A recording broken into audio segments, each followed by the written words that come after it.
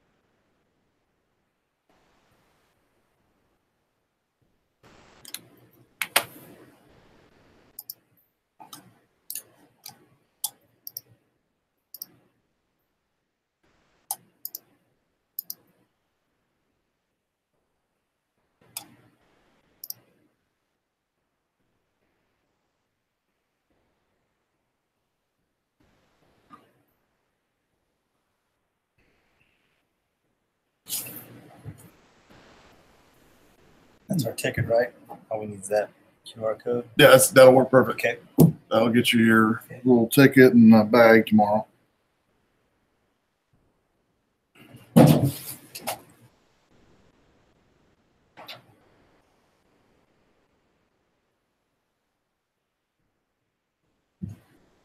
Hello, sir.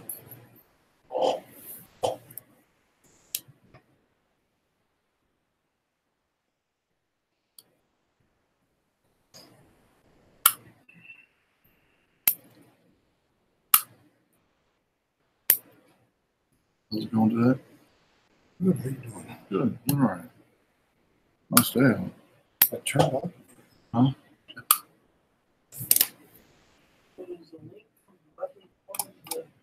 Do what? There's a link come directly to the head of the course. How about a good dog?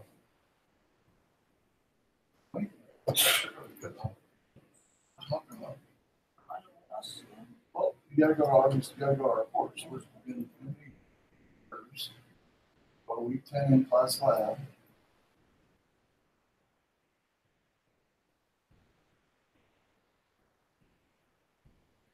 And then 10 in class lab, and there'll be a link there. I think in number 1 before you download it.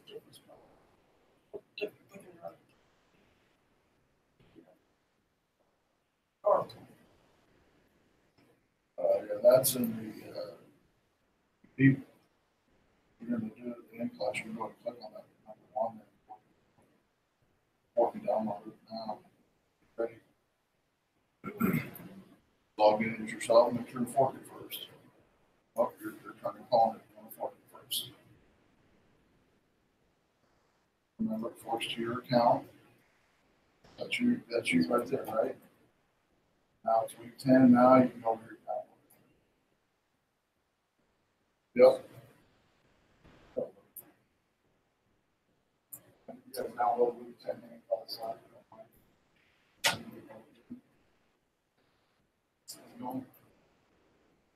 Guys, I'm going to download week 10 in class lab when you sit down. Let's get started here.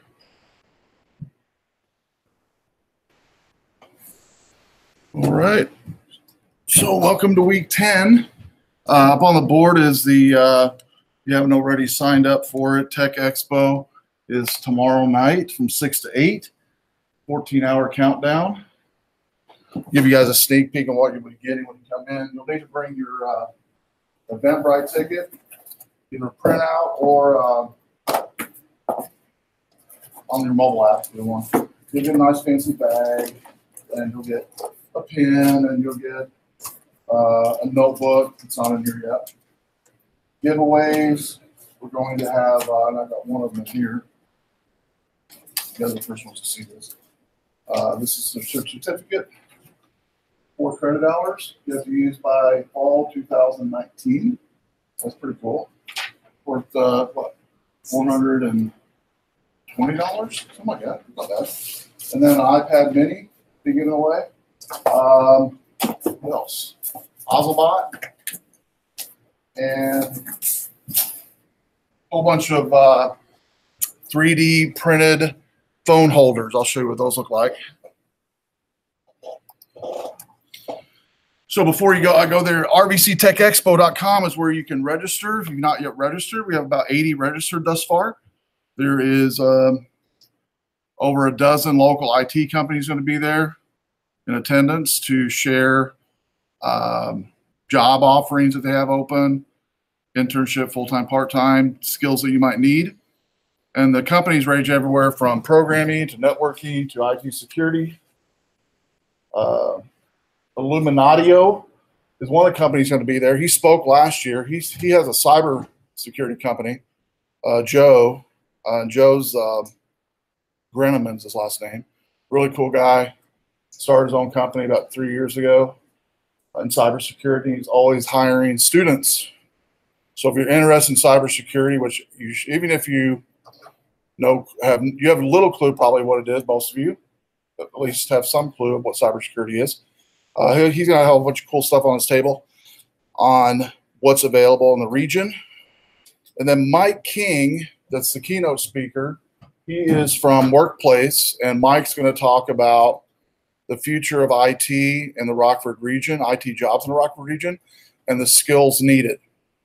He's going to be showing a video. Anybody heard of the company in town? It's downtown, not ABC. It's if I can find it here. Name slipped my head. Right downtown Maine. Let me see if I can find it.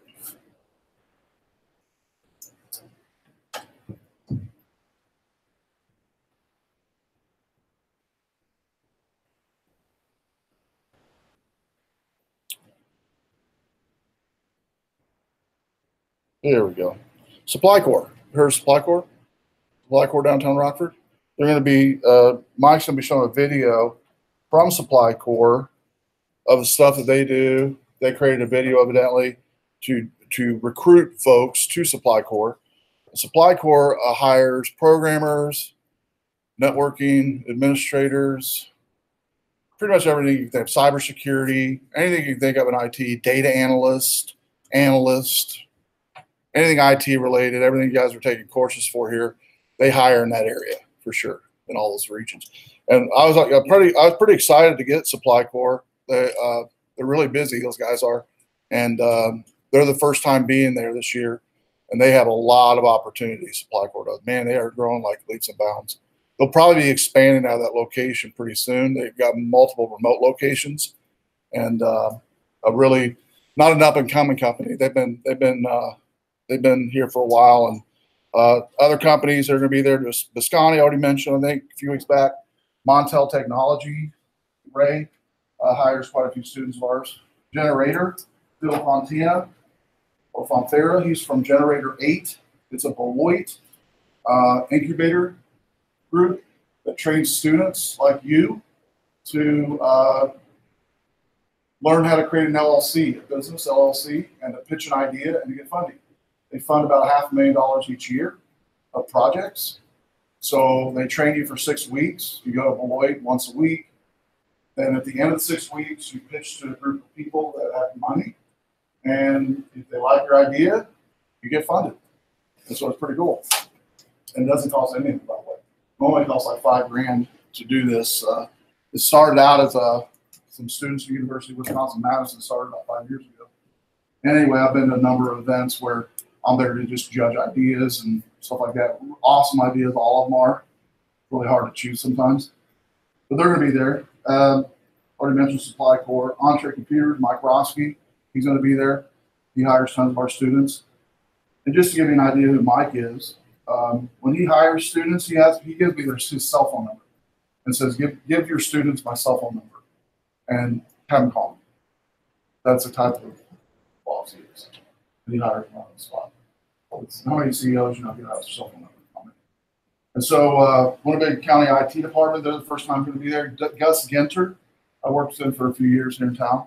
He's over the criminal justice system and all the IT infrastructure for the criminal justice system here in town, the court system. And so Gus will be there, Dan, Todd, Ryan, and Adriana from Winnebago County IT.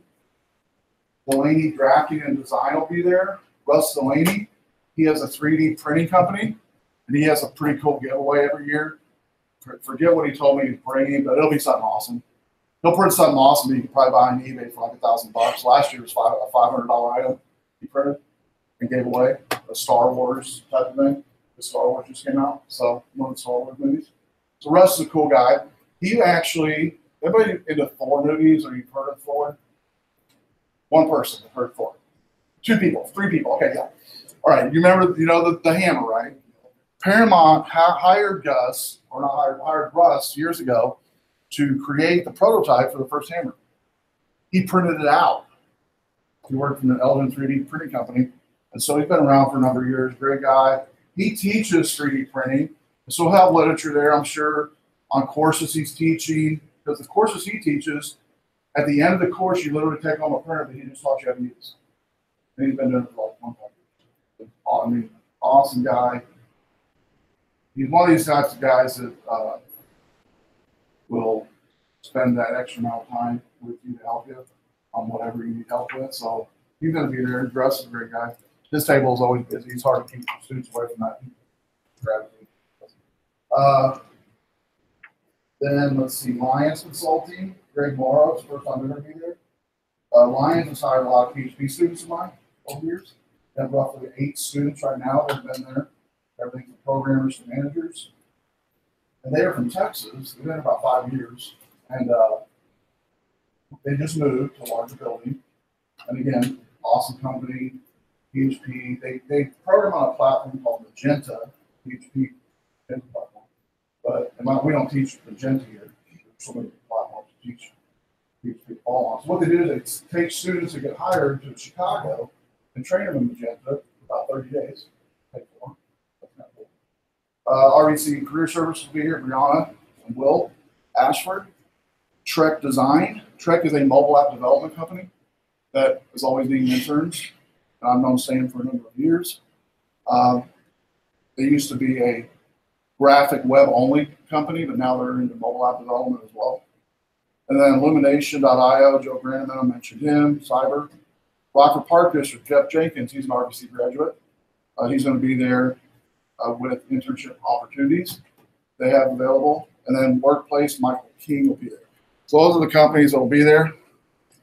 I'm pretty excited. I think you guys will get a lot out of all the tables that are there and all the cool stuff that they'll have to offer on top of the free giveaway. So RBC Tech Expo, bring your ticket with you from Eventbrite. From the website, you can register by just clicking on register. You can also get to it from myreceipt.org. If you go to that site, right at the top is an RSVP for RBC Expo. And when you click on the link, it'll send you to an Eventbrite page where you can buy, or not buy, you can get 1 or more free tickets to go to the event. Questions on RBCT Expo? Okay, so from 6 to 8, registration opens up at 5:30. We'll start right at 6. So get there before 6 if you wouldn't mind. That'd be awesome. Next thing I'll mention is Spring 2019 courses. Priority registration opens next Sunday. October 28th at 9 p.m. for spring 2019. We have a post in our Twitter page that goes to a presentation on all the courses we offer in our division. I'll quickly go over some of them. So mobile app certificate program that you guys are part of, it's totally 100% online now after this semester. And network technician certificate's another new one. Android development in the spring is going to be online. And we're going to be using the language Kotlin again for that course and be able to create an Android app. It's spring only. 180 is online as well, Intro to Visual Basic. 170 Program Logic is available as well, part of the mobile app development course certificate. Web 101, Web 233, I'd recommend this one if you've not taken JavaScript. This is going to be a face-to-face in this room, and you will create a final app, shopping cart final app. And so here's the GitHub repo for it. I already posted out there of all the week's content, what we'll be doing from week 1 all the way to the end. And what you'll be creating, I'll show you here at the end, looks like this. You'll be able to create whatever list you want. Oh, I'm sorry. I didn't unfroze the screen. There we go, sorry. I'll go back to that then. So JavaScript, I'll click on that repo to show you. So here's the final app that you'll be creating. This is a shopping list, but you can be a book list, a movie list, whatever. But this is a JavaScript app that creates a bit.ly link at the end of it that you can share over and over again. And once you share it, like say, for instance, I can come in here and I can remove all these items in the list right now. And I can add in something like, we'd use in the grocery store, like bread, butter, whatever. And then when I'm done, I can click the Share Shopping List button. It'll create a bit.ly link, and you can share it with anybody's, email, text message, whatever. When they open up that bit.ly link, I'll do it over on another one to show you. It has that shopping list that you just added. And so you'll learn how to create that. With this lesson, has all the components of adding data, removing data, data grid, data source, link creation, sharing capabilities, security, all built into JavaScript, which JavaScript isn't going anywhere, as most of you know. And it's something you need to know, even as whatever development platform you end up developing in, you're always going to use JavaScript in some form or fashion. So it's an awesome class. I spent a lot of time creating that GitHub page. And one of the reasons I created it was, honestly, for students who can't afford the class, they can still get the content of the class if they want to and to learn it. So I'm all about that. So anyway, JavaScript is a face-to-face. We'll meet in here. I believe it's on a Monday night like this one. And so I think it's at 4:30, I believe. I think it's the same time, maybe. Don't remember. But I know it's on a Monday night. But 95% of all mobile, desktop, and websites are coded with JavaScript. 95%. That's a lot. That means you got to know something of JavaScript. And it's an entry-level course, so we get a little bit into intermediate level when we get into the database stuff, but not much into that. You learn enough to be able to create a JavaScript web app, basically, by the end of it. So anyway, that is available. And then keep going on, and you'll read each instructor's courses that they're teaching, from Sylvia to Jim to Stephanie to Eric, and myself. And so you can find that on we have a post right now on our Twitter page, priority registration. When you click on that, it'll take you right to what I just showed you. And if you're not following us on Twitter, I recommend it. And you can follow us by going to myrec.org and clicking on the Twitter icon. Questions on spring 2019 priority registration opens up Sunday at 9 p.m. And I believe you guys have what do you guys have to have for that? 30 hours? Is that right? Something like that? I believe it's something like that. And I think they might have it also on our web page for Rock Valley College, I believe. Yeah. in the summer before you guys offer coding boot camp in the summer? Yeah. So summer boot camp. Yeah. Coding boot camp in the summertime. Yeah, I'm gonna be doing Internet of Things instead, because that was asked of me to do. I've been putting it off for a while, so I'm gonna be doing that in the summer one, because I was going to do a mobile app development deployment, just how to deploy your app, but I'm going to do the Internet of Things instead. But anyway, let's see. Yeah, from our website, I think it says here, oh, they got everything. Prior registration 10/8, 10/28, 10/30. Register by 10/31 for a chance to win 12 credit hours. Oh, that's pretty good. Let me click on that to see if it gives the criteria on this. 32 plus credit hours. You have to have 32 plus credit hours already under your belt by the end of this semester to do priority registration. That's what it is. And what that means is you get first bids on all the courses, basically, which some of you have already done before. So out of all the courses I teach, just from the feedback I've been getting from students, the two will probably fill up pretty quickly is my Android, since it's online 100% now, and then also the JavaScript class, those two. So if I was to ask you to register early, those would be the two to register early for my classes anyway. So next, IoT course. I mentioned that a little bit already. In the May, I call it May term. I'm having a hard time saying summer session one. For years we did May term. May term, or summer session one, like it's called now officially, is the first 4 weeks or last 3 weeks in May, first week in June. It's right after the spring semester. And this, I always do some summer one. Normally I do the mobile app development course, management course, but I'm gonna do Internet of Things. I've had fun putting this together. I've been playing with Internet of Things devices for a couple of years now. And we're gonna be doing 4 projects. It's 4 Saturdays and 4 projects. The first project is a motion sensor. Second project is a controlling an actuator robotic arm on a, looks like it's what should you wear. So it'll look at the weather, and then with an actuator arm robotically, it will move to what you should wear for that day, whether umbrella or coat or whatever. And then this one shows how to control a wearable device, controlling lights remotely. And then the fourth one is temperature reading and monitoring temperature. I'm thinking about adding an extra one, and I might include it in the this one over here. I just finished one on camera, using a camera for IoT. And so basically all of these products, all these projects use one component that's in each project, which is a photon. And I will show you what a photon looks like. It's in the picture, but it's kind of hard to see there.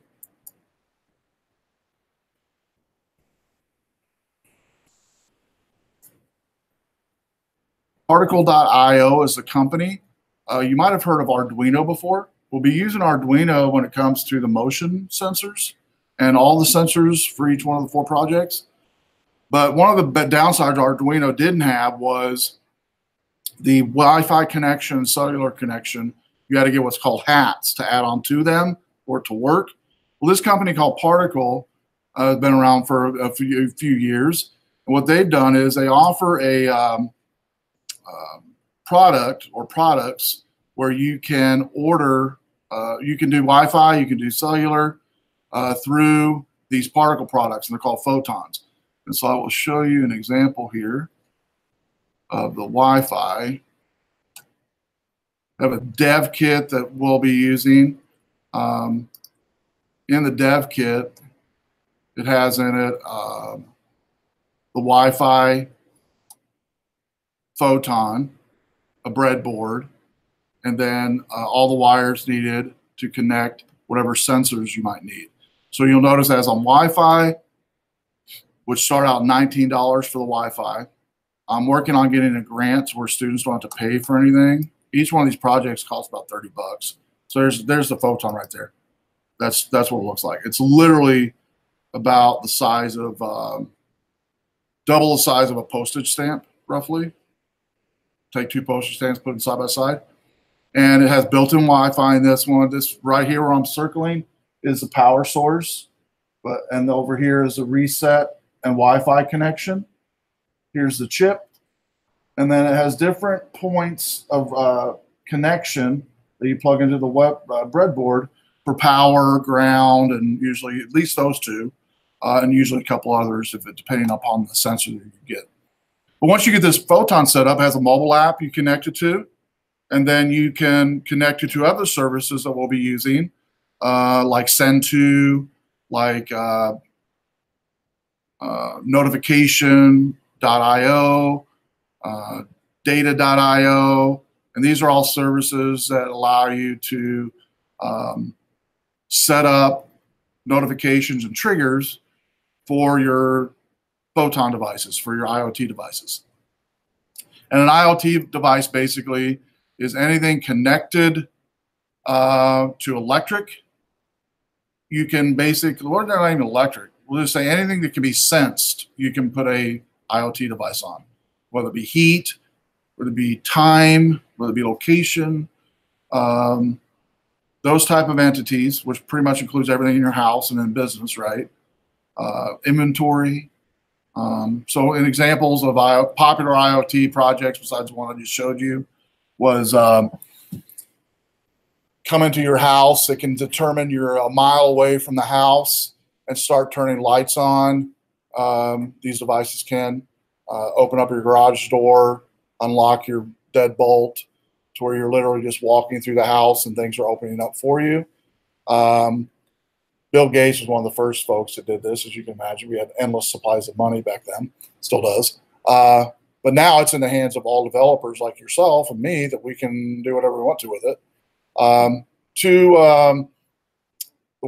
way we're going to develop all 4 projects will be battery operated to where you can put them anywhere. And you can change, all you have to do is change the the Wi-Fi connection on wherever you're moving it to, which takes like about a minute to change.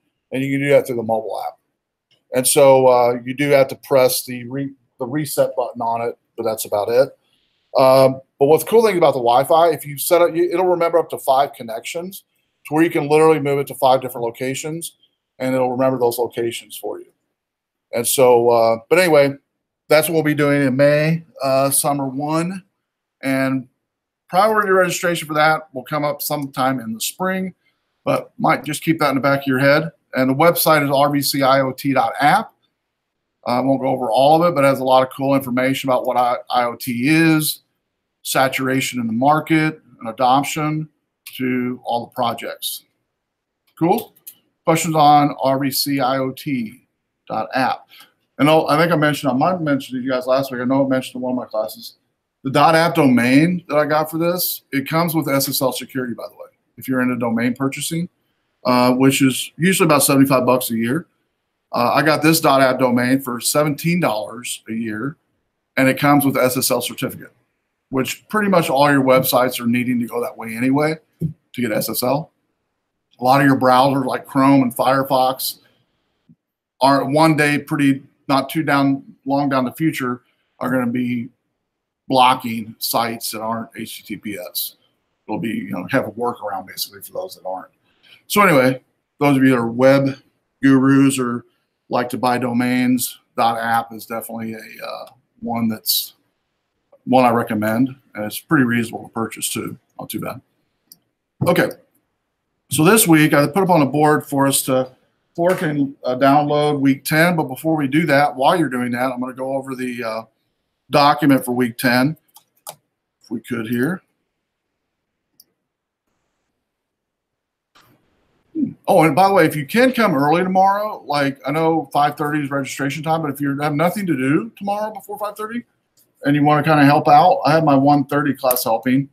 But if you do want to help out, just see me before you leave today that you might try to do that. That'd be great.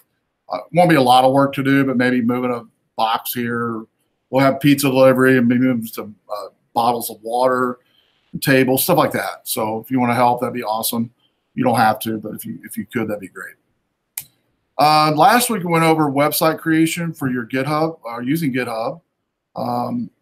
Pretty easy to do, I think. Not real difficult, hopefully, for you to complete. That's due by midnight tonight if you're not yet finished that. And remember, I think on that one, I just wanted the title and description of the app. I think it's all required for that. You could have done more, but that's all I really need. and submit that. Tonight, we're going to go over NS user defaults, which is preferences, basically, saving app preferences. We'll look at how to do it on the slides here, things not to do using preferences, and then we'll do the end class and then talk about the technical. So examples of app preferences would be like time zone, saving a central time zone, Eastern, Western, whatever your time zone might be. App username and password. And we'll talk about some dangers in the password part, but you might see apps that do that. User profile, demographics of a user is an example as well. App-centric user preferences like color scheme of an app. You want the font size to be a different size, whatever. A certain page you want to start up on or whatever. So preferences are pretty common. And NS user defaults are for preferences are app-centric for that user that don't really need to be in a database, if that makes sense. And it's technically a non-secure data item that you don't have to worry about security as much on these, okay, generally. So NS user defaults, what is it? Glad you asked. It's a class that allows storage, simple storage. And I'm going to see if I can get that a little bit darker for you because it's really hard to read. I played with the colors earlier. To bring the brightness back a little bit. See if that helps. Oh yeah, that's going to help. Oh yeah, getting better, right? Is that better? See that better? Okay. So NS user defaults a class that allows simple storage of different data types. It's ideal for small bits of information that need to be persistent amongst all your app pages or device restarts. So it's static, it stays there upon restart. It's not data base outside of the app needed. And it supports the following data types: NSS string, NS number, date, array, dictionary, and data. Data, by the way, would be like pictures. You wanted to save a picture, you use NS data.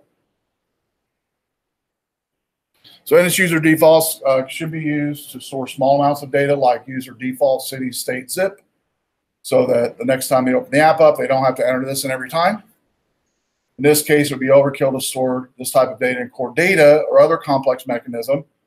You simply check the NS user default for the value, and you load it. They're ready to go. Username would be an example. All your social media accounts use NS user defaults for your username, every one of them. And then they use your browser, by the way, for password saving features. In iOS, it would be Chrome, or no, Safari for password save. And then for Android, it would be the Google browser. It's important to remember that NS user defaults are just that, helpful for reading and writing, user preferences, and other similar things. So before you read and write to NS user default, they need to have reference there. You need to declare it, initialize it, right? Here's how you do it. You declare whatever name you want it to be. Generally, it's going to be a let statement because it's not going to change. So let prefs equals NS user defaults dot standard user defaults. That's declaring now prefs as a user default, and you've initialized it with that one line. Once we have the reference saved to a constant, then you can write to it. You can read from it. So here's an example of setting a preference. So from the slide before, we named it pref dot set value. That's the name of the object you're grabbing the information from on the form. So we'll say it's a zip file or zip data. So we'll say you name the outlet zip. And so zip.txt is going to be the value object. And then the key, and this is important, is what you're going to be pulling it from later or updating it from later. And so the key is just a name that makes sense to what the object being saved is. And you just create that name, whatever it might be. So it's a key name, key object. So two arguments. The first argument is the object itself you're grabbing that data from, which is generally going to be a text box or something like that that the user enters the information in. And then the second argument is the key object, which is the name of what that data is going to be. In this case, it's zip. So this code saves the values zip.txt to a key name called zip. Once that you do that, you can then read it. So reading data from NS user defaults, similar to writing, you have to have that prefs already declared, initialized in your code. So it's generally going to be done at the top of your code somewhere outside of all of your functions. So when you do your declarations for your outlets and actions, this is where you're going to put in this default for prefs or whatever you want to call it. So to read it, we'll say this is in a load command of a form. This is generally a good place to put it. As soon as the form loads, it goes to this function. If let city equals prefs.string for key zip or zing or city, print the user has zip city. So they put in a variable called city. Else, nothing is stored in NS user default. Set the value for text to zip, text zip to zip. Or you could put just nothing in there and no set value at this point until you hit the save button or something like that.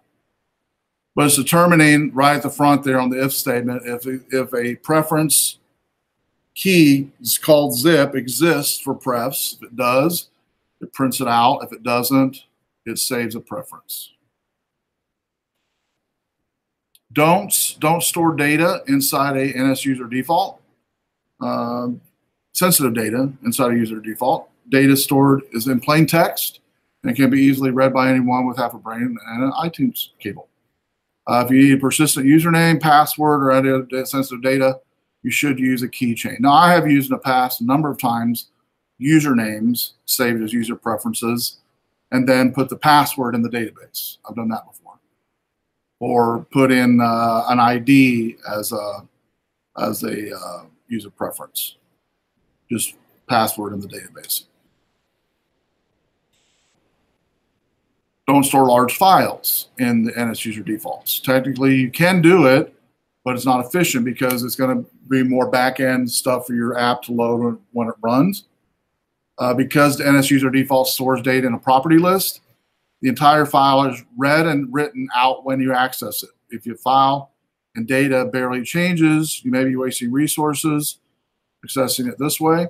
Like an example, if you're gonna have a video or something load every time, and maybe, here's an example, a video and it's called, I don't know, start.mp4. You could save in the persistent data the name start.mp4, but then point it to a folder in your app where it loads that video. And we'll do videos next week. And you'll see how that's done. And so anyway, large bits of data, probably not a good idea, but pointing to data, definitely you can do using NS user defaults.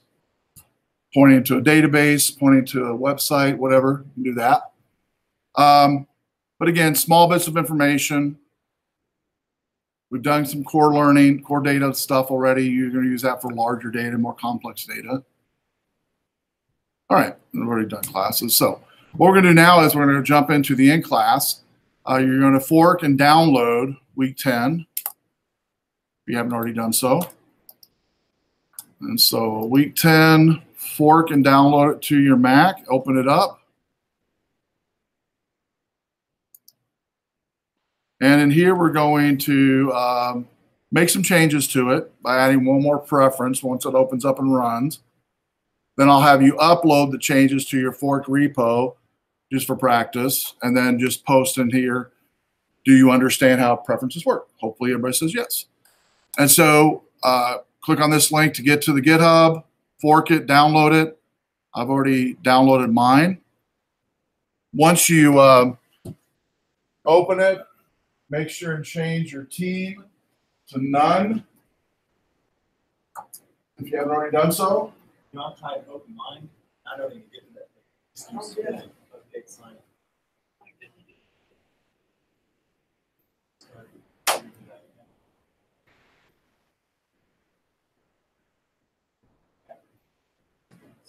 Yeah, you don't need to have your account. Go back to this folder here. and then click on week 10 preferences. And then change team number. So what you want to do is you guys want to click on this folder here. I'll click on it on the overhead. Remember to get to this page that you see on the overhead, you always have to click to the folder icon I'm pointing to on the overhead right now. When you click on that folder icon, it's going to bring up access to your project name. That's the one you want to click on, the project name, which this one's week 10 app preferences. Then this page is going to show up on the right in the middle. You're going to change team to none. Then all you do after that is go ahead and run the app.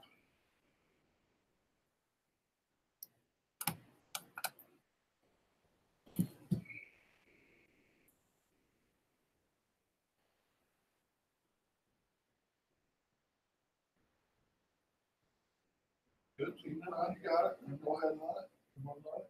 Awesome.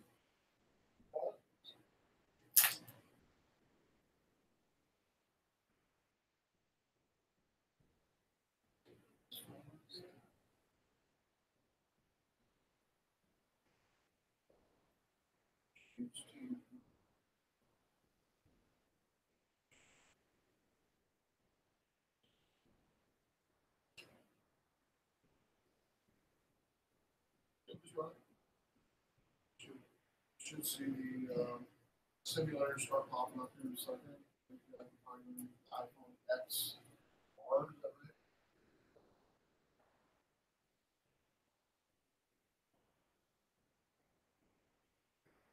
On the folder.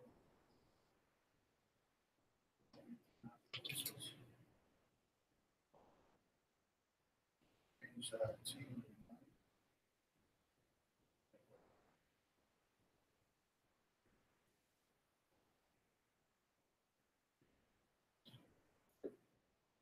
Simulator run.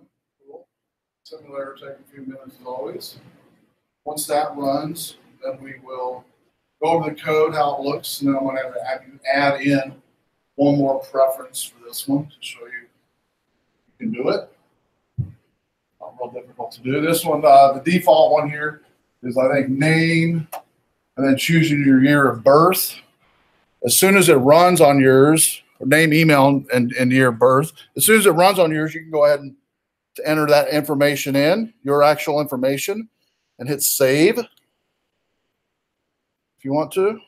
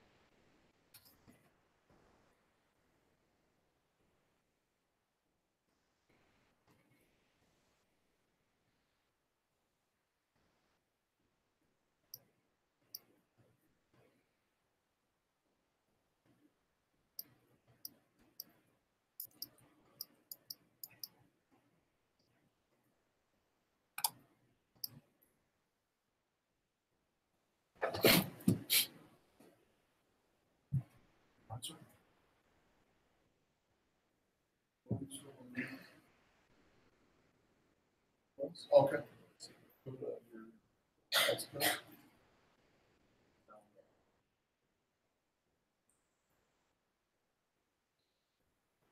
Working already? Yeah. Just go ahead and click on the weekend app preferences. Name, download.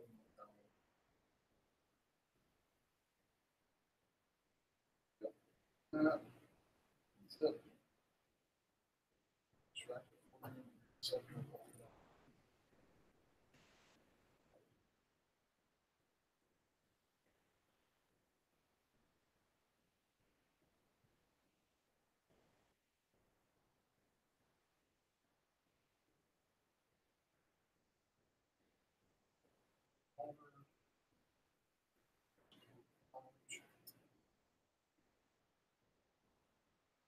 while it's running, over here on the left, click on the folder icon.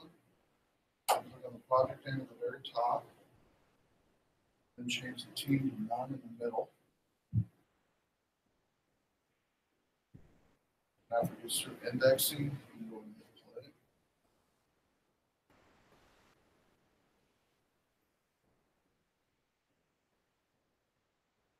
Should be the simulator.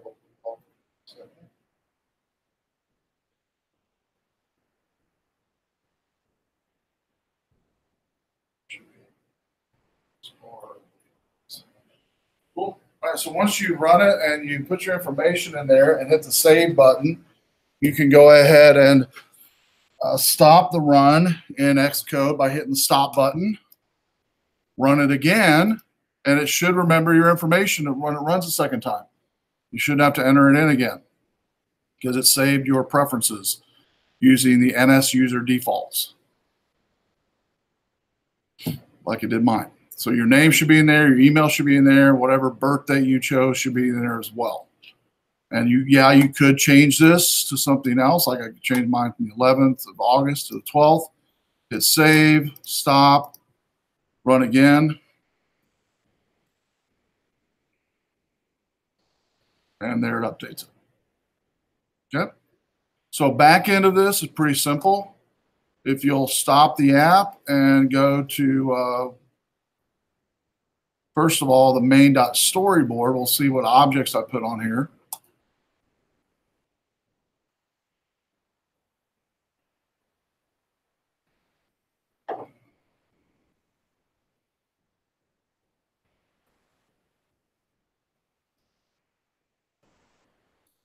Okay, so the first object here was at the top was a, let's see, navigation bar. And I'm clicking on each object with the attributes inspector selected so I can see the name and all that, what type of object it is for right now. So that's an odd. Top one's navigation bar, and below that is a text field below that, a label below that, and then below that is a date picker. And in the date picker, I have selected mode, date. You'll notice there's other options in that mode. It can be time, it could be date, it could be date and time, and it could be even a countdown timer is what those could be. But it's date only is what I wanted. Default for locale, but you could select an area there as well. Interval 1 minute. Don't really need that, but it's by default. Custom date, I did 1/1/2000. Minimum date 1/1/1940 to maximum date 12/31/2020. All right, is the date range I chose. And that's the date range that they're given when it runs. And then a save button at the bottom. I want to look at the right side at all my connections. I'll click on the Show Connections Inspector. I'm hovering on the overhead right now. If I click on that Show Connections Inspector that I'm pointing to on the overhead, it'll bring up all of the connections. But remember, for me to see all the connections, I have to click on the View Controller button, the little yellow button. I can do it either in the middle here, or I can do it in the outline. Remember, either one. When I click on that, notice I have now everything that I've declared outlet or action. Date picker's an outlet, text email's an outlet, text full name's an outlet, BTN save is an action. All right. So those are the objects I put in there. Let's go to view controller.swift. In the view controller.swift, at the top, starting at the top, on line 13, an outlet for TXT full name, the UI text field, then TXT email, UI text field, then date picker, which is a UI date picker. Those are all three outlets. And then remember, I told you this a couple weeks back when we started laying out the outlet logic. I said, when you create your outlets and actions, put them in this order. Do your outlets first in the top of your code, and then your actions second. All right, just like you see here. Actions is second, which is the BTN save. Inside the BTN save function, which is a save button, that very first line on line 21 is doing what? What is that doing?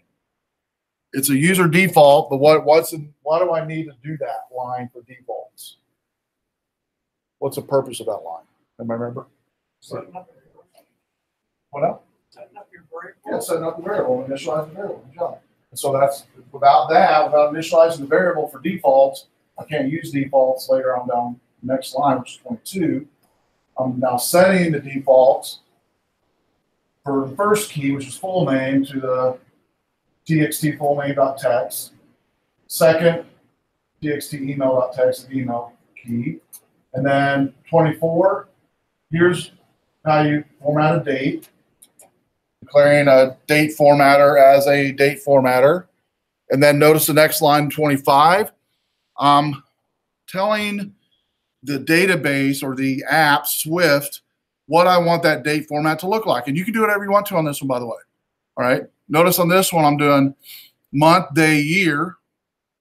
And by the way, if I was to click on this date.format right here on line 25, I don't know if you can see that with my cursor. If I click on that with my cursor and go over here to the question mark icon and hit wait a little bit, it'll come down here and give me some date formatting guides that I can look at for a list of conversion specifiers permitted in the date format strings.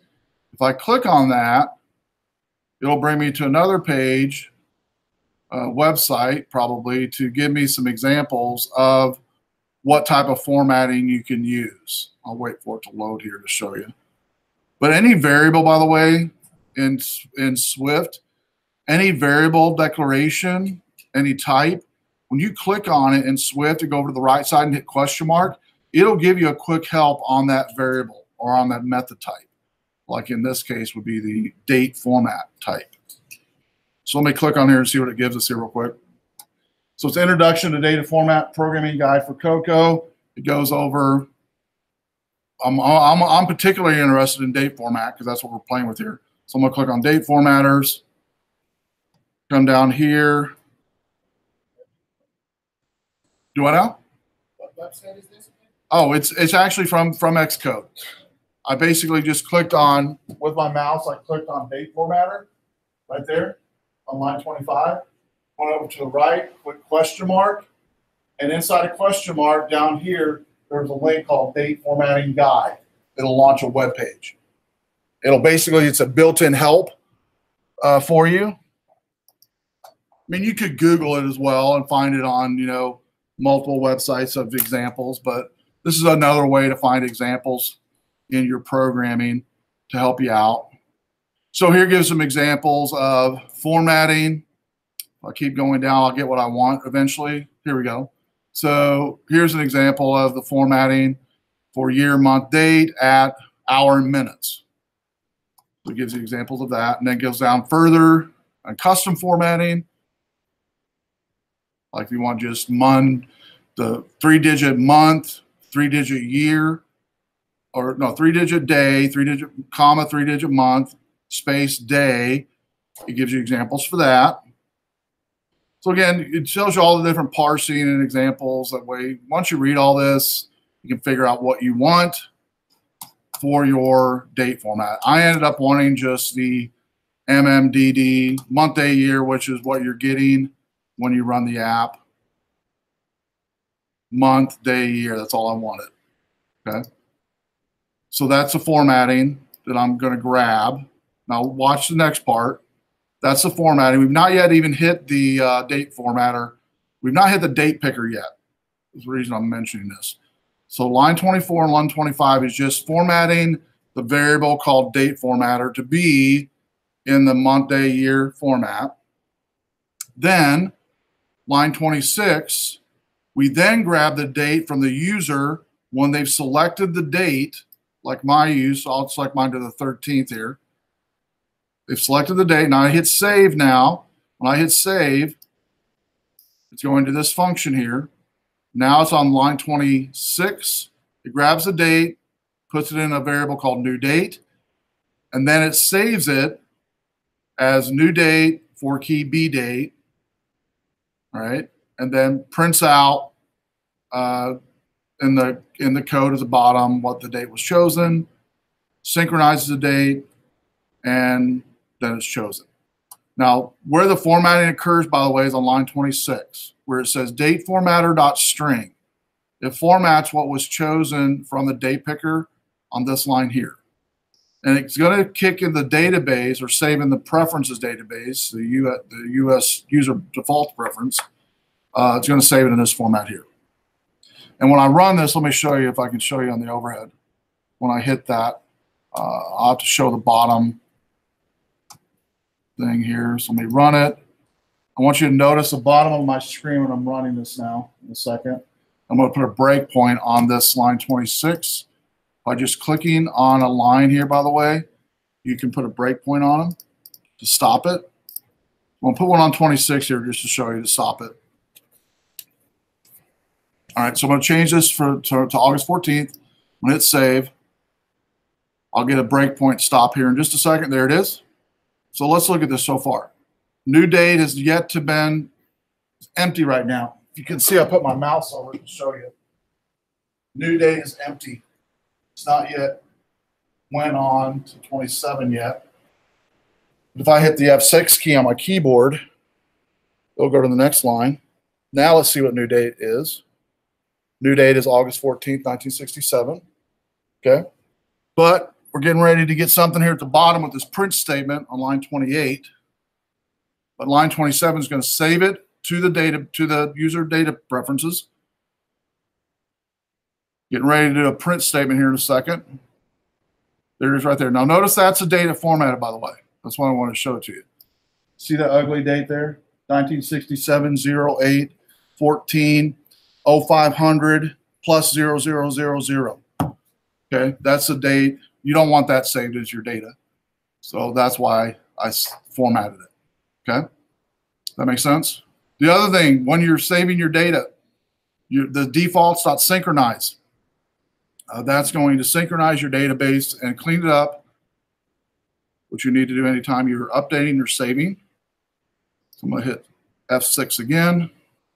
Clear function, if you look at that one, on lines 34 through 38, all it's doing is if the keyboard is up and running on those keys, it's going to hide the keyboard. And then now let's look at the view did load. This is when the app runs. I'm going to put a breakpoint there on line 41 and run this again to show you what it's doing here step by step in the view did load. And from this point on, I do recommend putting breakpoints in your code. You just need to remember, when you put a breakpoint in your code, when you're wanting to see what it's doing, that's great. Perfect. I do that all the time. Make sure you get rid of your breakpoint when you're done checking it out and it's working like you want it to, right? Or you understand what it's doing. Sometimes I'll do that. Especially if it's an app I haven't worked on in years. I'm like, what is that doing? I'll put a breakpoint on just to figure it out. So if you do a control click on a breakpoint, notice I can delete it. So if you want to practice, that might be good practice for you guys. If you click on any one of these lines, it'll put a little blue, almost looks like a little blue sticker, like in a bookmark or something. What that's going to be is it's going to stop on those lines.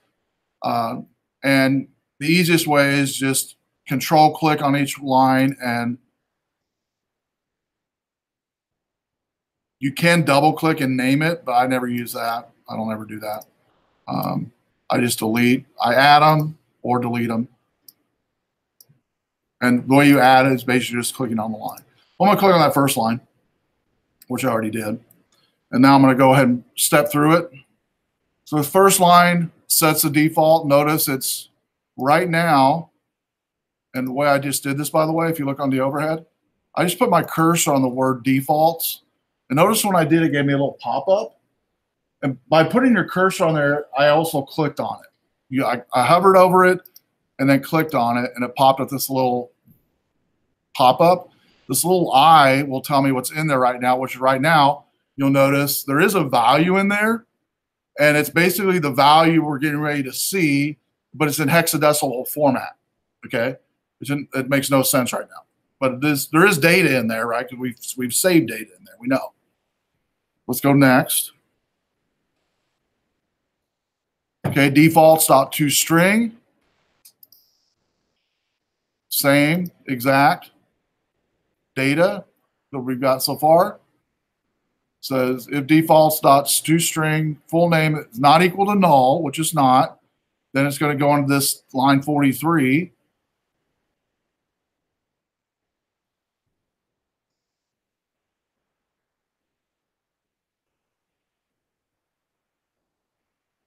And the email text here, let's go on that one here. Trying to pop up the, sometimes it's hard to get the pop-up for the objects here. You almost have to do a print statement. It's tricky. Sometimes it works, sometimes it doesn't really fast. I'm trying to show you how you can do it. This one, I'd probably put a print statement in there. If you didn't want to show it on the screen, you just want to see what it's doing, you put a print statement in there. Kind of like what's done up here at the top. Right here. Just do a print statement. And inside the print statement, whatever value you want to check to see is coming through. All right. Next. Now we're going to see some data. Let bdate equals default.string 4-key bdate. There we go. August 14th, 1967. That's what was saved from that ugly string earlier, right, that we looked at. Next line, 50, just does a formatting line. 51 formats the data to be used here in a second. There's nothing in there but the formatting. Now, line 52. There's the ugly string. Let date equals on line 52. I'm hovering over right now, and you can see it. If I click on the little eye, by the way, it'll just show it to me there as well, which was helpful, especially when you're looking at data type stuff. Next, line 53 was it setting the date. And here, if I hover over the date format, one more time, I've already went past that if statement, so it's not going to let me see it now. I've already went past it.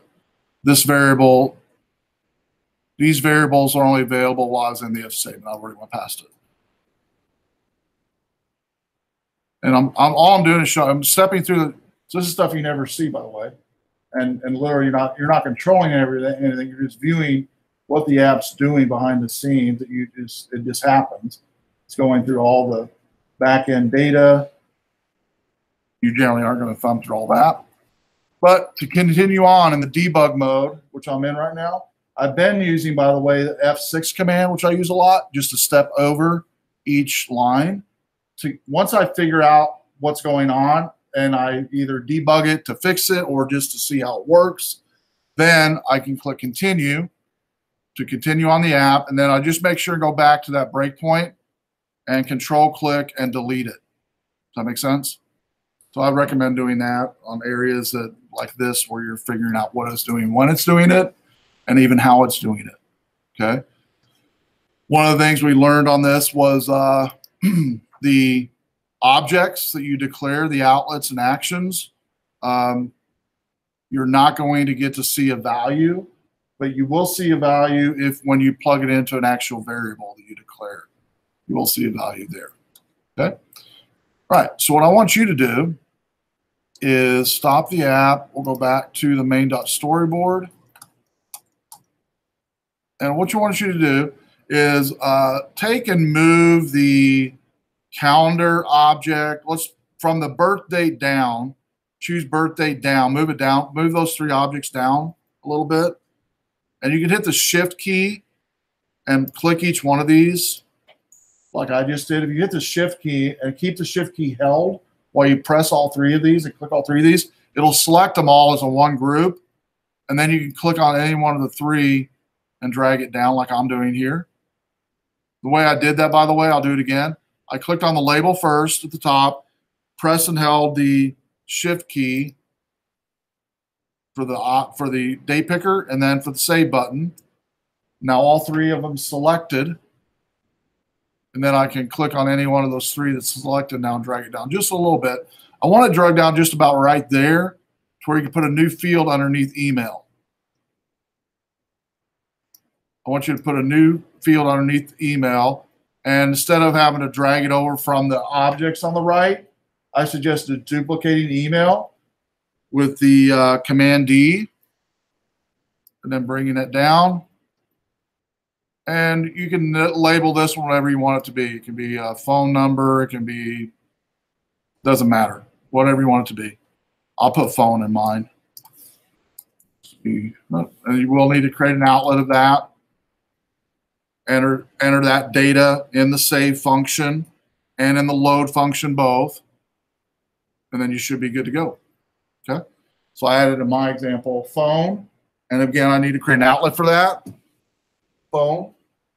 I also need to add it to my load command, and I add it to my save command, both. And you can use the examples that's in there already to help you. PXT phone. So.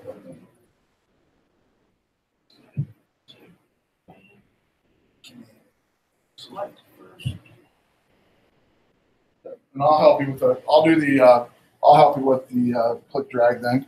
All right. So once you get the object in there, click on the Olympic symbol, which I like to call it, which is not, but that's what I like to call it. And I would hide your outline, hide your document outline once you put it in your object, where you can see more of your form here. All right. Now I'm going to scroll to the top of my code here. And I'm going to put this right underneath date picker on line 16 where it says IB outlet web var date picker. I'm going to click and drag that phone object, control click drag the phone object right underneath the date picker. And I'm going to call it TXT phone. Everything else stays as is. It's an outlet. Yes, we want that. We want the name TXT phone for mine. Type is UI text field. Yep. Storage weak. And now I'm ready to click connect. So I've now added my text phone object in there. And then I need to put that object inside of my save button and load function button. So I'll click on the standard editor to do that, and then just make the rest of the changes in view controller. And it's easier actually just to, if you want, you're going to do some set, default.set. You can type everything in like it's done here, or you can just copy and paste one and rename it to whatever you need it to. In my case, it's going to be phone. So I'm just going to copy line 24 and paste it below, and then rename the object. And I'll put a key in there for mine. Since I'm doing phone, it'll be phone for the key. I've got my save button logic in. And then only thing left to do, which I should be able to put both on the screen on how I'm doing mine, is the view did load logic. So I need to put another if statement here for phone, and I'm going to put it right under email. I'm going to copy my email function that I have in there, my if statement for my email verification to see if email key exists, and change email to phone, change my text email to text TXT phone.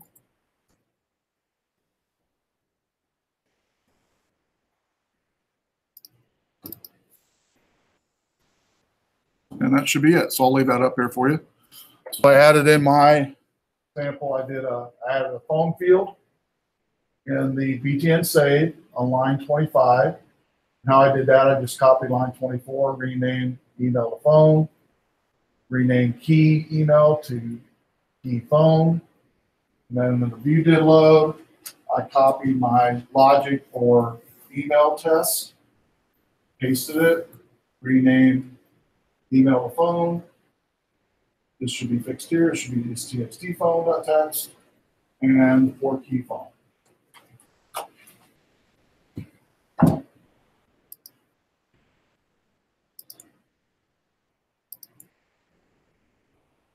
There we go, that's better.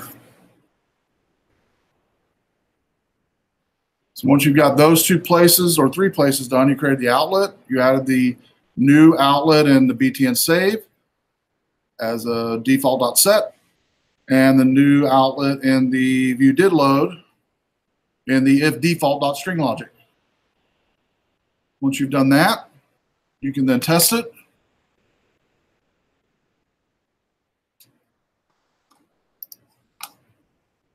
I'll run mine here to see. By default, even though we've done one already in here, the phone should be empty, for mine anyway.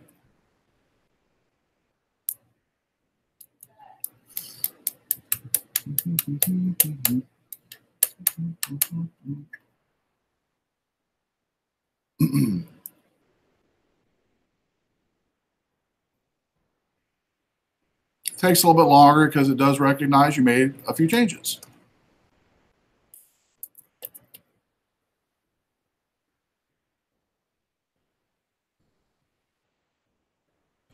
Oh, you know what I forgot to do? Forgot to go in and go to the main.storyboard. And what did I forget to do? Do I remember? After you add a new object?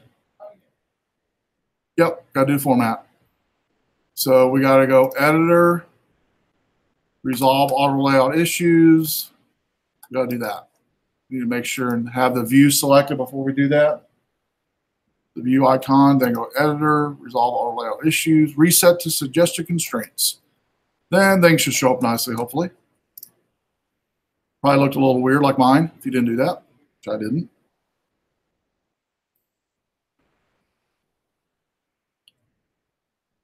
We'll see if that fixed it. Should. Yeah, much better. I'll put my phone number in there. And I will hit save. I will stop the app, rerun the app, and see if it's working. I did everything right. It should be okay. Okay, there you go. I'll kind of walk around, see how you're doing on that.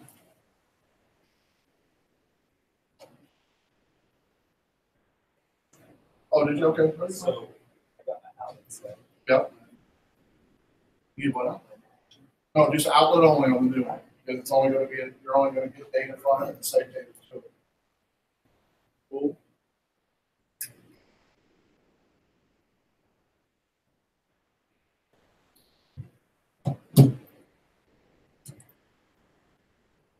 Phone numbers, again, it's not critical as the passwords. And you might be thinking, how easy is it for somebody to get a password if you were to save it as a preference? Really not that easy. You know, the slides that are easy, especially with the new versions of iPhone that just came out. Encryption is much better than what it used to be. So you could probably safely save your passwords in user preferences without any worries, because it's just for that phone. And who connects their phone to iTunes with a cable anyway anymore? I don't. Do you guys? Does anybody connect their phone to your computer anymore to do anything? Do what? I need to charge it. To charge it, maybe? Yeah, that's about it. But do you connect it to an app to do it, to do syncing of it? I mean, it's all for cloud, right? We do all the cloud now. You don't do any, I'm not saying you can't do that. I don't remember the last time I used iTunes to do anything but reformat an iPad a while back. I think I did it that way. That's about the only thing I used it for. So it's everything I do on, well, I use the iTunes app to play music, but I don't use it for anything app related, really. I don't remember the last time I did that. But anyway, so that's my 2 cents, even though everywhere you read, Apple will always say that, which they're going to have to say that for legal purposes probably, to not save your personal data, sensitive data, to NS user defaults, which I will say, but in the premise is a right logic, definitely right logic. But again, you're not going to have to worry much, I don't believe. So, and do apps, will an app be rejected by Apple if you do that? No, it will not be. Okay. So it's a best practice, yes, but sometimes best practices aren't always the right practice when it comes to app development. If that makes sense, right? Because it'd be kind of a waste if an app is only literally saving. If I only need a database to save a password, that's a waste of database to me. If it's just for a password to connect to something else like a Facebook instance or a Twitter instance or a cloud instance or a data whatever it might be. To me, it's a waste of database space to do that personally. Anyway, so everybody get that? Cool. So spend a few minutes now once you've done that and upload your changes to your GitHub repo just for practice. Upload your changes to your GitHub repo, and I will do it with you on the overhead if it helps. I will X out of mine. And by the way, next week I'm going to show you, because we've not done it yet in here, next week I'm going to show you how to use your GitHub app on your Mac, especially when you get into larger projects. It works best to use the app when you get into thousands and thousands of different file names in an app, to use the actual GitHub app on a client. So let me go ahead and go to my GitHub here, and I will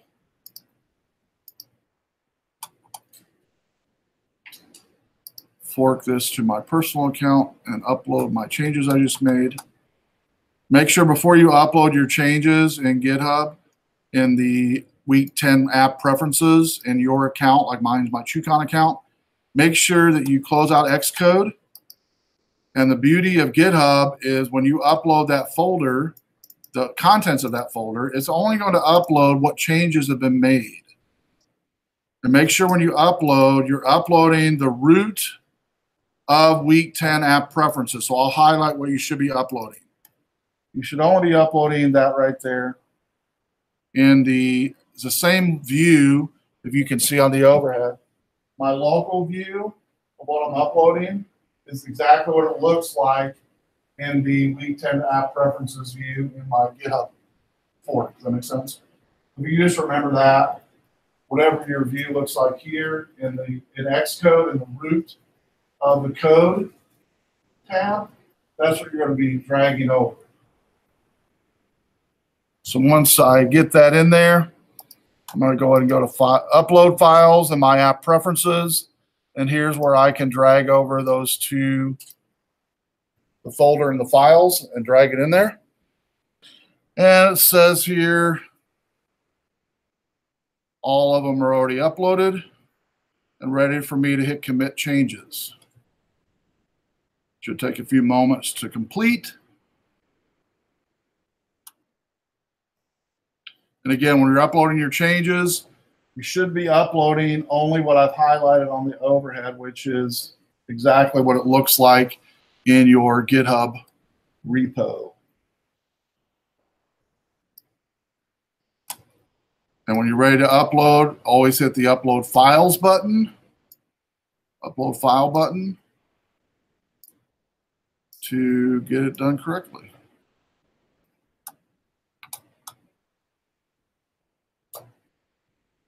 Now let's see, mine, I always check to make sure it did it right by clicking on the commits link here. And yep, 35 seconds ago, I added some files.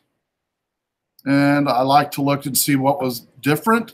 And remember, I showed you this first couple of weeks. That link right there will show you the diff file, which means what was there, what is there now. The green's going to be what you added. The red's going to be what was deleted. 7 files were changed, 78 additions, 35 deletions. You're just like, wow, I only added one field. It did all that? Yep, just one field will do all that. Because remember, you're updating constraints. You're updating order of the field. You're updating the 3 instances on the form. So it's not just, and oh, I had you check the development team from whatever it was to none. That's a change. That's one of the first ones I had you do.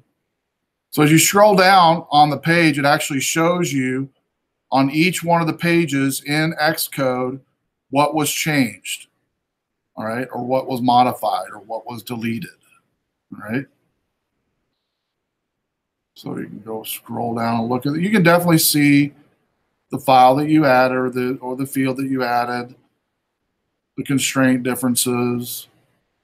We'll actually have the word constraint in there. The view controller.swift. There's the new text field I added. The new added there. And the BTN save, BTN clear.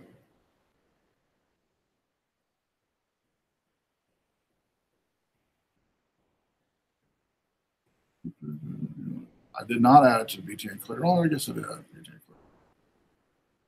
Yeah, cool. Yeah, quite a few changes, even though it was a little bit on your end, still added quite a bit. All right. Well, cool. You guys got that pretty good. All right. All you got to submit for this week, by the way, is not a URL to your GitHub, but do you understand how preferences work? Yes or no? Hopefully everybody says yes. You understand how preferences work. You just say yes. That's all you got to put in there. And take home. You're going to create an iPad project this week. I don't want it to be universal. I want it to be iPad just because I've not had to create an iPad app yet only. The example source should kick back to what we did in class, the week 10 preferences. You're going to call it My Settings. You're going to use the NS user defaults like we did here. I want you to put in the app, full name, address, and select a picker year birth. I'll give you what to put, what you need to select for the picker, what it should look like, the range. And then add 2 UI text fields, username and phone number. Add a UI button to save it. Create a UI action or UI IB action. Add whatever needed code you need to do. And commit it to GitHub. So basically, you're replicating what you did in class. For the most part, I think I added in address is a new one. Full name, address, username, phone number, and the date of birth. Or if you don't want to do that, you can add it to your final app. Add NS user default to save some app preference that your final app's going to need. Maybe it'd be a username, password, zip code, whatever it might be.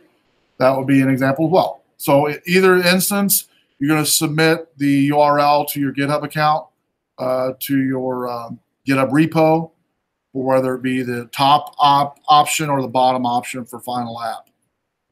Okay? Questione on the take home. All right, well, let's go over real quick while you're uploading your changes if you haven't done that. Next week, week 11, we're going to be doing movies at the movies at CIS 280. Anybody like movies, by the way? Oh, by the way, pretty emotional movie, but Star is Born, definitely recommend it. Oh my gosh. Anybody see the original Barbra Streisand, Christopher Stofferson movie? I would say it surpasses that movie. It was that good. Oh, wow. That's a hard job to do. Anyway, good movie, good message, I think. There is some triggers in the movie. I've read some reviews, and I have people in my life that have tried to commit suicide. So there are triggers of that idea in the movie. So if you have people that have issues with that or whatever, you might let them know. It doesn't show anything. It just, definitely talks about that and the end, the results of that. So next week is at the movies. Be thinking of 3 of your favorite movie trailers. See you, buddy. Week 12, we'll start developing your app full-time. Classroom optional attendance for starting week 12. Week 13, week 14. I will be in here each week, by the way. Week 15 is attendance is mandatory because I want to go over a checklist with you. And let's go over real quick if we can. On week 12, it starts having in there the final app resource document, which is just a link to some resources over the years that have been added. You can see all the way back to spring 2013 in here probably. So some old stuff, some new stuff, just to help you out with app development. I give you some apps that have been done even all the way back to 2013. Not yet updated some prior ones on this example here. But I do give some examples to help you with your app development. Spend at least 3 to 4 hours minimum a week on your final app. For some of you, it might be a Saturday morning, a Sunday afternoon. It might be, I don't know, Friday night at 2 o'clock in the morning. I don't know. Whatever good time for you, depending on your life, where it is now, right? 3 to 4 hours minimum a week. And I always tell students that, you know, because developers work best in chunks of time. We don't do so hot in 10 minutes, 5 minutes. It just doesn't work. If you only have 5, 10 minutes, don't even start. It's not worth it. So give yourself chunks of time of at least 4-hour segments to work on it, right? That way you're and however you work best, whether it be music, whether it be loud music, no music, whatever. Coming to campus and bring your laptop or work on these computers. There's plenty of lab hours open here to do that, where you can just get away. I will say Saturday mornings here are pretty dead. If you wanted to do a Saturday morning, it's like dirt dead here, and it's really quiet, like ghost town. You want no activity, kind of a fun time. But if you like noise, which some students like noise when they work, maybe not so good to do it here. Maybe a place where it has some noise. But anyway, give yourself 3 or 4 hours a week to work on your final app. Have others test your app. Also, it's not on here, is I mentioned this last week. If you need help, which I know you will, many of you will, we've not covered something or you need help with something, please shoot me an email on what you're needing help with. An example. Some of you have already emailed me this one example. I think it was on notifications. Notifications example. How do you create notifications? What do you do? There's an Apple way to do it. And then there's one that I've used called Firebase, which is a Google platform, which is really what a lot of developers are doing now, because it works with iOS and Android both. That's how I'll show you how I do it. And so another popular one this semester so far, then you have notifications, maps, finding out your GPS coordinates, where you're located at. Oh, and camera, taking pictures and video. Now we'll do the video one that we do next week. We'll go over how to play a video, but it doesn't go how to take a video on the camera. I do have some canned projects that I've done in the past that I'll just ship you and say, here you go. Here's a GitHub repo. Look at it. Tell me if you need any help with it. You'll just download like you do in here and play it and see what you can drag over what you need in your project, if that makes sense, right? So I will give you snippets of code to help you with whatever you need help with. But again, earlier the better. We're in week 10 now. So again, in 2 weeks from tonight, we start full-time development in your final app. You're going to be done for three weeks straight. Okay, in the final week, you're going to be planning it. So hopefully you have plenty of time to create. And I don't expect a complete app, just a prototype, right? Prototype means 50% of the app is functional. That's what my definition of prototype is. That's probably a little high number, by the way. So if you get 30%, you're okay. But shoot for 50% of the app functionality. At least like the front page, right? It's working, it's doing something. And let's say maybe you don't get registration working, you don't get notification, whatever it is, you don't get working. That's going to happen. But as long as you have the layout first of all your pages, because when you guys present that night, you'll sit where you're at. I will have you connect to AirPlay on the overhead, and you'll just show us your app, kind of the name of it, what you got done, what you got yet to do, and that's it. Make sense? There's an average life cycle of an app, even a very small app, is about 5 to 6 months. So you're going to have a good solid month to work on it, roughly. So you got a good 5 months of development left. Really be ready for apps. And I recommend your first app be a free app, right? Some utility or whatever, some whatever you're working on. And then you can do what's called in-app purchases, which is real popular today. Where you pay version 2, they pay for 99 cents to get this new feature that you don't have out in your first release or something like that. A lot of apps will do that. You've done that yourself, probably in apps that you bought. And so that's the way to do it. But getting your foot in the door with app development, free one's the best way to go. You have to pay $99 anyway for iOS. And if you take Android, it's $25 for Android. So $150 a year, basically $125 a year for both.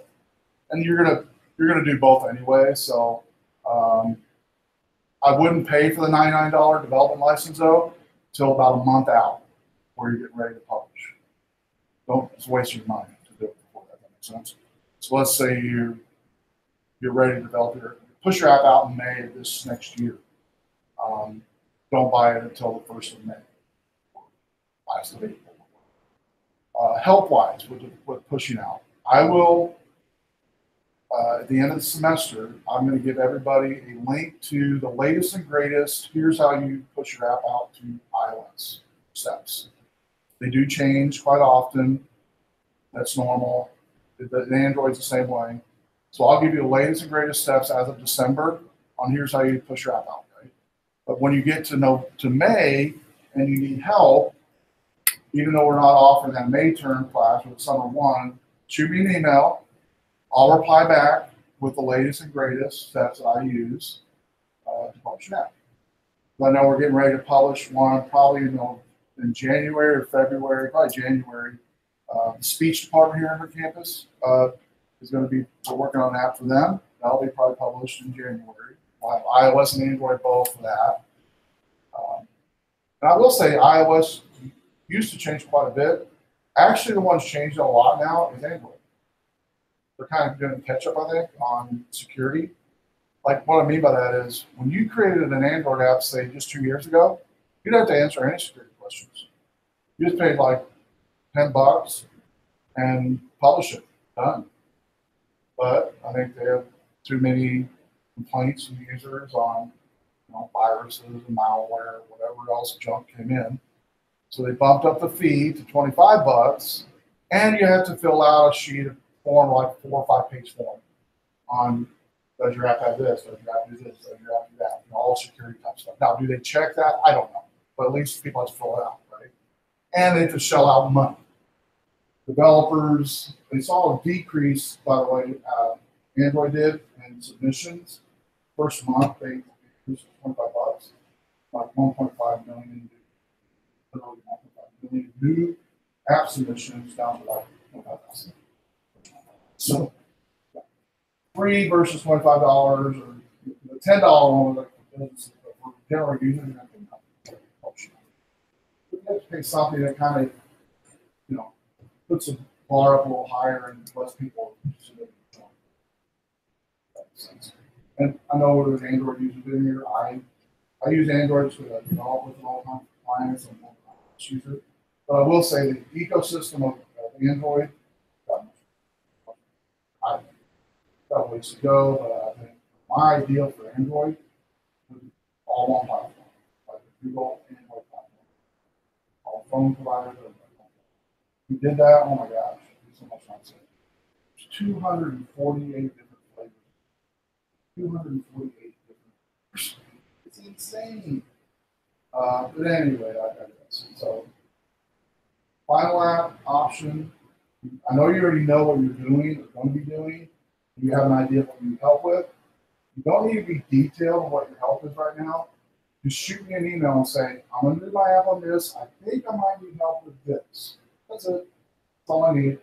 I'll shoot back to you references, GitHub repos I've created, other students have created in the past on that kind of what you want to do, and we'll go with that. Sound good? The sooner you get that information, the more comfortable you're going to feel. You start developing, the more comfortable I'm going to feel because you have the tools in your hand to work on it. That makes sense. So, questions on that? All right, cool. You guys did great tonight. How many's going to Tech Expo tomorrow night? Tech Expo? Okay. If you want to volunteer, by the way, how many wants to volunteer tomorrow night? Or you can volunteer? People to maybe come in a little bit? Well, I mean, get a little early by 5 o'clock. Oh, yeah, that's cool. Yeah. All right, that's fine.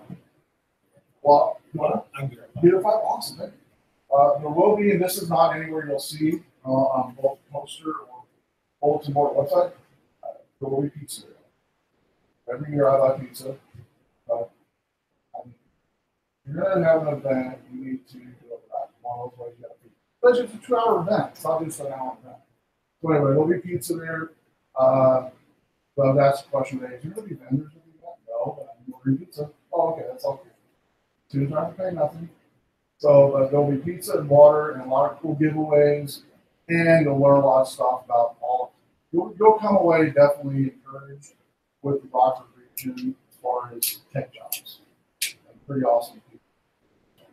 Hope to see you there tomorrow. See you then. Awesome. Good job. Yep. Okay, remember on GitHub, you gotta be on the website, you're on the app.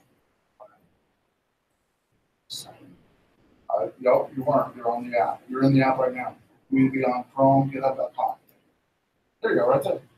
Now, how do you go to upload, remember? See anything about uploading in there? Uploading files?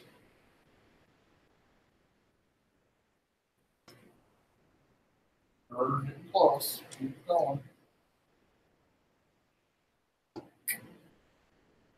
Upload files. Go to the right. Yep. On that. And did you close out of your Xcode environment? I do that. Come over here. Xcode environment. Close out of Xcode. Go stop it. Go stop the task. Yep. Go Xcode. There you go. Now go to close out of GitHub. You don't need that. And then go to your Finder. Your Finder. Go to your desktop. And go to Downloads. Let's look at it right there. It's right there. So those two files there. Move it over here. Move the whole screen over this way. Go on to the right. On your upload files. And you got to click on it. There we go. Now these two files here, you're going to select both of those with your mouse, or you can do a command click on both of them. Okay, then release your command key. Release your command key. Press and hold any one of the highlighted links and drag it over here and release. I'm going to release it. Good. It's done. Scroll down to the bottom, that web page. What do you click on to commit it? Yep. That. Once it's done processing, always check on the commit file link to make sure it went up. Confirm that, otherwise you lost everything you see. So click on the commits link. Make sure the last one was a few seconds ago. Yep, just now. Good. So you got What it. happened to my iPhone? I used to have apps. You find your apps. You said what now? So you find these apps. So now they've got just like, there are a whole mess of apps on these things. Now they just show a few. That's the App Store you're talking about. The App Store. Well, their App Store on your iPhone is different than the App Store on the Mac. They're only showing a few. These just show hundreds of them. That's because we're going to highlight what popular apps are out right now that they're pushing. You want to search for an app, you go down here and search for one. See? Even searching, I get maybe 6 of them rather than 100. Well, what are you searching for? If I do a search for guitar tuner, Just start to search for the word guitar, not guitar tuner. Just search for the word guitar. Hold on to return. Sense? The more you put in your search term, the less results you're going to get. But that's what If you're looking for guitar tuner, yeah, go ahead search. Just type in guitar tuner like you're talking about. You'll only get back the apps that actually deal with guitar tuning. Guitar, yeah. Perfect. Yeah. And scroll down. Yeah. It's going to give you the top apps that people download. Keep going all the way down to the bottom. Keep going until it's all the way done.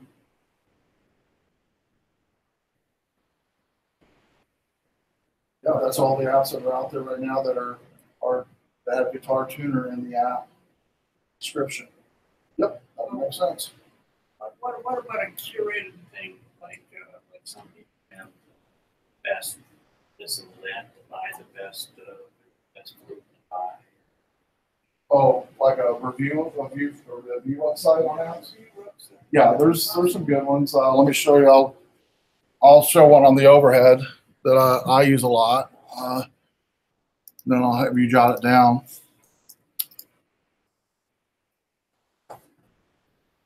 Okay.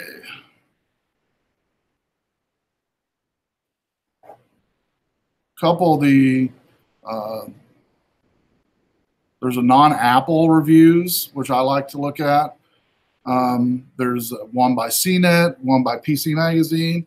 And Curtis, all I do is I search for the term app space reviews.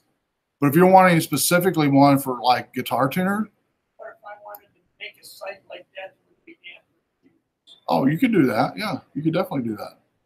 Yeah, there's a whole bunch of and there's sites you can look at to see how they do it. So if you just Google the word app reviews, those two words, there's one appadvice.com. Look at all the reviews they have here. All the reviews on app reviews. That's all this site does.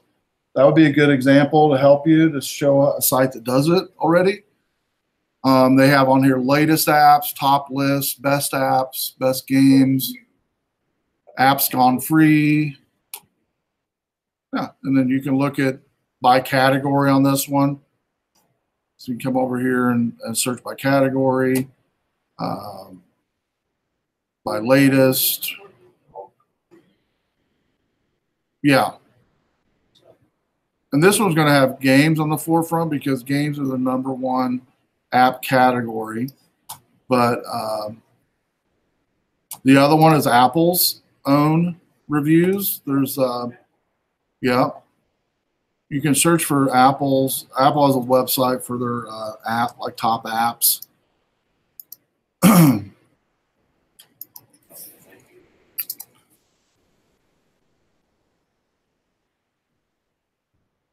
PC Magazine's a good one. Oh, Tom's Guide. Tom's Guide's a good one. Tom's Guide has in it both iOS and Android, both apps.